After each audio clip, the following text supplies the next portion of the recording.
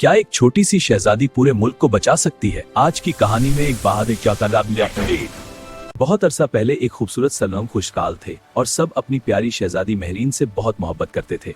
लेकिन एक दिन अचानक अजीब बात होने लगी। खेत सूखने लगे, दरिया का पानी कम होने लगा और लोग परेशान हो गए।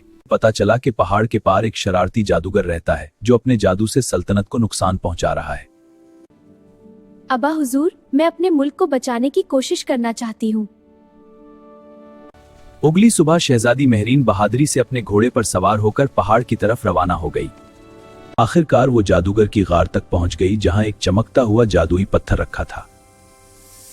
शहजादी ने होशियारी से अपनी चादर जादुई पत्थर पर डाल दी। जैसे ही रोशनी छुपी, जादू खत्म होते ही नूरिस्तान दोबारा खुशहाल हो गया। खेत हरे हो गए और लोग खुशी से झूम उठे। इस दिन सबको मालूम हो गया कि बहादुरी उम्र से नहीं बल्कि दिल और अकल से होती है और शहजादी मीन हमेशा के लिए अपने मुल्क की हीरो बन गई।